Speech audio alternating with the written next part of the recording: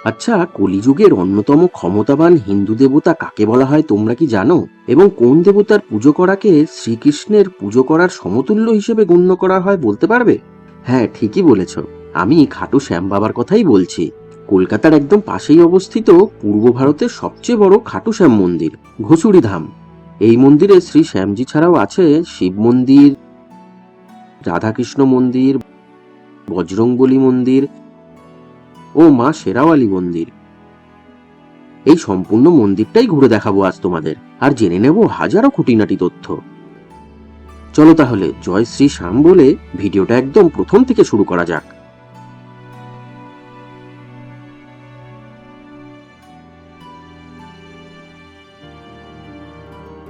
দাঁড়িয়ে আছি হাওড়া স্টেশনের বাইরে। 1 নম্বর প্ল্যাটফর্ম থেকে বেরিয়ে বাঁদিকে কিছুটা আসলেই এই স্ট্যাচুটা দেখতে পাবে। এর ঠিক পাশের রাস্তাতেই আছে হাওড়া বাস স্ট্যান্ড ও অটো স্ট্যান্ড। এখান থেকেই ধরতে হবে ঘুষুড়ি যাওয়ার অটো। আর ওখানেই আছে আজকে আমার গন্তব্য, শ্যাম বাবার মন্দির, ঘুষুড়ি ধাম। একটু এগিয়ে গেলেই দেখতে পাবে লাইন করে অটো দাঁড়িয়ে আছে। ঘুষুড়ি ধাম যাবো বলে উঠে পড়তে হবে অটোতে। সময় লাগবে 20 থেকে 25 মিনিট মতো। ভাড়া 25 টাকা, আর ডিস্টেন্স প্রায় 4 কিলোমিটার। চলে এসেছি শ্রী শ্যাম মন্দির ঘুষুড়ি ধামের মূল তোরণের সামনে। আশেপাশে রাস্তাটা একটু দেখিয়ে দিই তোমাদের। ওই দেখো যে অটোটা দাঁড়িয়ে আছে, ওখানেই নামাবে। আমি ওখানেই নেমেছি। ওটাই হলো অটো স্ট্যান্ড। ফেরার সময় ঠিক ওখান থেকেই আবার হাওড়া যাওয়ার অটো পেয়ে যাবে।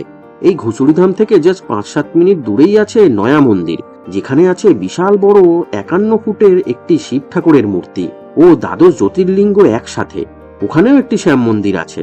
সেই ভিডিওটার লিঙ্কটা দিয়ে রাখলাম ডেসক্রিপশন বক্সে, ইচ্ছা হলে দেখে নিতে পারো। এবার এই তোরণটা দিয়ে প্রবেশ করেই সামনে দেখতে পাবে বাঁদিকে একটি বজরংবলীর মন্দির। ভিতরে আরো বেশ কিছু দেবদেবীর মূর্তি আছে। তবে আমি বাইরে থেকেই প্রণাম করে এগিয়ে চললাম শ্যাম মন্দিরের দিকে। এবার এখান থেকে জাস্ট 20-30 সেকেন্ড হাঁটা পথ। তারপর বাঁদিকে একটু বেঁকলেই দেখতে পাবে চলে এসেছি ঘুষুড়ি ধামে। গাড়ি নিয়ে আসলে সামনে ফাঁকা জায়গাটাই পার্কিং করে নিতে পারো। এটাই হলো শ্রী শ্যাম মন্দির। এই এরিয়াটার নাম ঘুষুড়ি অনুসারেই এই মন্দিরটিকে ঘুষুড়ি ধাম বলা হয়। হাওড়া তথা পূর্ব ভারতের সবচেয়ে বড় শ্যাম বাবার মন্দির কিন্তু এটাই। বড় করে লেখা আছে শ্রী শ্যাম মন্দির ঘুষুড়ি ধাম। এই মন্দির খোলা থাকে প্রতিদিন সকাল 5:30 থেকে বেলা 1টা অবধি, তারপর আবার বিকেল 4টে থেকে রাত 9টা অবধি। আমাদের পশ্চিমবঙ্গে কিন্তু শ্যামজির মন্দিরের সংখ্যা একটু কম থাকলেও পশ্চিম ভারতের মানে গুজরাট, রাজস্থান, মহারাষ্ট্রে খাটু শ্যাম বাবার প্রচুর মন্দির আছে। ফাল্গুন মাসের একাদশী দ্বাদশীর দিনে, এছাড়া কার্তিক, আশ্বিন ও চৈত্র মাসে এখানে উৎসব পালিত হয়, মেলাও বসে। তখন মন্দির সকাল থেকে রাত অবধি প্রায় সারাক্ষণই খোলা থাকে। মূল মন্দিরে প্রবেশ করার গেটের পাশেই পুজো সামগ্রী কেনার দোকান আছে, যেমন ময়ূর পালক, নারকেল, মিষ্টি, ঘি, মধু, তেল, ফুলের মালা সবই পেয়ে যাবে। তবে বলে রাখি, এখানে পুজো দিতে চাইলে সাথে অবশ্যই গোলাপ ফুল ও তুলসী পাতা নেবেন। এখানে পুজোয় এই দুটি প্রধান কাজে লাগে। আর হ্যাঁ, এখানে জুতো রাখবার জন্য কিন্তু আলাদা কোনো ব্যবস্থা করা নেই আপাতত। তাই ডালার দোকানে অথবা মন্দির গেটের সামনেই জুতো খুলে ভেতরে প্রবেশ করতে হবে। সুন্দর সিঁড়ি দিয়ে উঠতে উঠতে বুঝতে পারলাম এখন আরতি চলছে, বা আরতি জাস্ট শেষ হলো হয়তো, কারণ এখন প্রায় বেলা 12টা বাজে। সিঁড়ি দিয়ে উঠেই শুরু হয়ে যাচ্ছে বেশ বড় ও সুন্দর একটি নাট মন্দির। উপরে ঝাড়বাতি দুটো দেখে বেশ ভালো লাগলো, তবে আমি আসতে একটু দেরি করে ফেলেছি বলে আরতিটা দেখা হলো না আমার। এখানে সারাদিনে টোটাল 5 বার আরতি হয়, ভোর 6টায়, সকাল 8:30টায় ও 11:30টায়, তারপর আবার সন্ধে 6:30টায় ও 8:30টায়। সামনেই বিরাজমান শ্রী শ্যাম বাবা। তবে একটু পরে ভালো করে মূল গর্ভগৃহটা দেখাবো তোমাদের। তার আগে আশেপাশে কি কি আছে সেটা একটু দেখে নি চলো। মূল গর্ভগৃহের বাঁদিকে আছে শ্রী শ্রী রাধাকৃষ্ণের মন্দির, শ্বেতপাথরের তৈরি অপূর্ব সুন্দর দুটি বিগ্রহ। তার পাশে আছে মা শেরাওয়ালি বা জয় মাতাদির মন্দির। এখানে প্রতিটা বিগ্রহই অসাধারণ সুন্দর। এবার মূল গর্ভগৃহের ডান দিকে আছে বজরংবলীর মন্দির। জয় প্রভু রাম ভক্ত হনুমান, জয় বজরংবলী। পাশেই আছে দেবাদিদেব মহাদেবের মন্দির, সিংহাসনে অধিষ্ঠানরত শিব পার্বতীর বিগ্রহ। একটু ভিড়টা কমলেই দেখাচ্ছি তোমাদের। সামনে একটি সুন্দর শিবলিঙ্গও আছে, সবাই তাই বাবার মাথায় জল ঢালতে ব্যস্ত।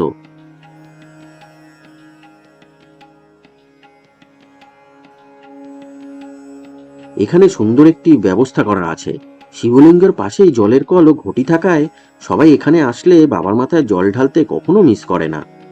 শিবরাত্রি, নীলষষ্ঠী, নাগপঞ্চমী এবং সারা শ্রাবণ মাস ধরেই প্রচুর ভক্তের সমাগম ঘটে এখানে ভোলে বাবার মাথায় জল ঢালার জন্য। ছোট্ট পুচকু বাচ্চাটা কি সুন্দর বাবার মাথায় জল ঢালছে দেখো, বলো হর হর মহাদেব। এছাড়াও নাট মন্দিরের দেওয়ালে এরকম ছোট ছোট শ্বেত পাথরের সিংহাসন বানিয়ে সেখানেও কিছু বিগ্রহ রাখা আছে। যেমন এটা হলো শ্রী দেবসর মাতার বিগ্রহ, পাশে আছে শ্রী রানী সতীদাদির বিগ্রহ,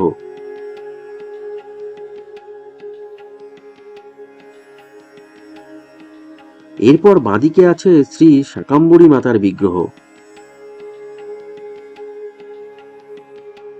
আর পাশেরটা হলো শ্রী জিন মাতার বিগ্রহ।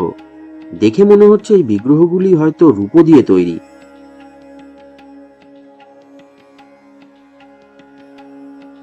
এখান থেকে নাট মন্দিরটা দেখো একটু, পুরোটাই কি সুন্দর কার্পেট বেছানো, আর উপরে আছে দুটি সুন্দর ঝাড়বাতি। চলো এবার শ্যাম বাবার দর্শন করি। উপরে লেখা আছে দরবার এবং তার নিচে লেখা জয় শ্রী শ্যাম। ভীষণ সুন্দর করে সাজানো পুরো গর্ভগৃহ এবং সিংহাসনটি। খাটু শ্যাম বাবা ছিলেন মহাভারতে গদাধর ভীমের নাতি, মানে ভীমের পুত্র ছিলেন ঘটোৎকচ এবং ঘটোৎকচের পুত্র ছিলেন বার্বারিক। বীর যোদ্ধা বার্বারিককেই শ্যাম বাবা রূপে পুজো করা হয়। কিন্তু কেন, সেটা বলার আগে একটু বলে রাখি, এই মন্দিরে তোমরা যখনই আসো না কেন বিনামূল্যে গর্ভগৃহের সামনে চরণামৃত ও প্রসাদ পেয়ে যাবে সবসময়। জয় শ্রী শ্যাম।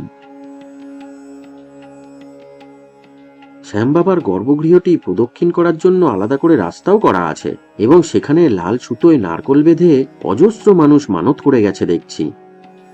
আচ্ছা, তখন যেটা বলছিলাম, গদাধর ভীমের নাতি বার্বারিক গভীর তপস্যা করে 3টি বাণ বা তীর বর হিসেবে পেয়েছিলেন, যেগুলির দ্বারা তিনি যে কোনো যুদ্ধে জয়লাভ করতে পারতেন। এতটাই ক্ষমতাশালী হয়ে উঠেছিলেন তিনি, এবং তিনি দিব্যি খেয়েছিলেন সর্বদা কম শক্তিশালী দলের হয়েই যুদ্ধ লড়বেন। কিন্তু শ্রীকৃষ্ণ বুঝতে পেরেছিলেন যে একটি যুদ্ধে যখন যে দল দুর্বল হয়ে পড়বে সেই দলে যদি বারবারিক চলে যেতে থাকেন তাহলে দুপক্ষের সবাই আস্তে আস্তে মারা যাবেন, একমাত্র শুধু বারবারিকই বেঁচে থাকবেন। তাই শ্রীকৃষ্ণ বারবারিককে কুরুক্ষেত্রের যুদ্ধে যোগদান করতে মানা করেন এবং গুরুদক্ষিণা হিসেবে বারবারিকের মস্তকটি দিতে বলেন, এবং তারপর বলেন এই বলিদানের জন্য বারবারিক কলিযুগের অন্যতম ক্ষমতাবান দেবতা হিসেবে পূজিত হবেন তার নাম অনুসারেই, অর্থাৎ শ্যাম নামে। এবং বারবারিক তথা শ্যামজির পুজো করা মানে স্বয়ং শ্রীকৃষ্ণেরই পুজো করার সমতুল্য হিসেবে গণ্য করা হবে, এবং শ্যামজির খ্যাতি আস্তে আস্তে সব দিকে ছড়িয়ে পড়বে আর বাড়তে থাকবে তার ভক্তগণের সংখ্যা। এবং খুব সম্ভবত বারবারিকের কাটা মস্তকটি রাজস্থানের সিকার জেলার খাটু গ্রামে অবস্থিত পাহাড় থেকে কুরুক্ষেত্রের সমগ্র যুদ্ধ প্রত্যক্ষ করেছিলেন, যেখানে পরবর্তীকালে গড়ে ওঠে শ্যাম বাবার মন্দির। রাজস্থানের সেই খাটু গ্রামের নাম অনুসারেই শ্যাম বাবাকে খাটু শ্যাম বলা হয়। উনি যেহেতু জীবনে সবসময় অসহায় দুর্বলদের হয়ে লড়াই করবেন বলেছিলেন, তাই সেই হিসাবে এই দেবতার একটি জনপ্রিয় শ্লোকও আছে, আর সেটি হলো হারে কা সাহারা খাটু শ্যাম হামারা।